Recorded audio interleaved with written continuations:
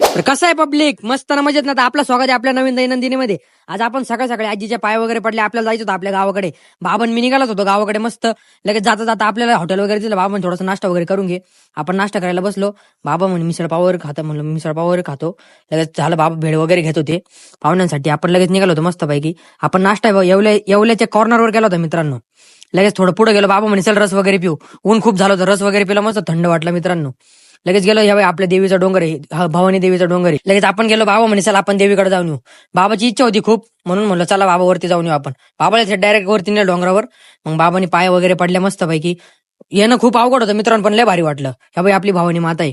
लगेच मी म्हणलं बाबा थांबा, मी येतो वरती जाऊन. डोंगरावर जायची मला लय आवड आहे. लगेच वरती निघालो मित्रांनो आपण. रस्ता एकदम भारी होता, पण इतकं भारी वाटलं ना मित्रांनो, यायला खूप अवघड होतं पण इतकं छान वाटत होतं ना, तुम्हाला काय सांगू. तुम्हाला टेन्शन वगैरे आलं ना, अशा प्लेसवर तुम्ही जाऊन बसायचं फक्त.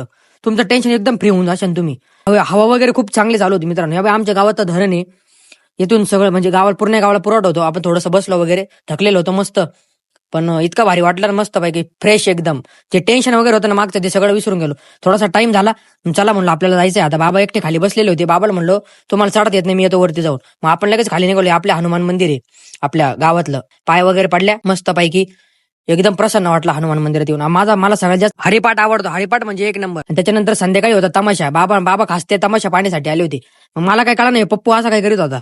मग त्याच्यानंतर लगेच दुसऱ्या दिवशी बाबा म्हणे चल लवकर निघायचं आपल्याला. मग आम्ही 7:30 वाजता तिकडून निघालो. मग एकदम निवांत मध्ये निघालो मस्त. काही घाई नाही बी नाही, मस्त एकदम भारी वातावरण सकाळचं खूप छान होतं. बाबा म्हणे थोडासा नाश्ता वगैरे करून घे. चला मित्रांनो, भेटू पुढच्या व्हिडिओमध्ये. जय साईनाथ.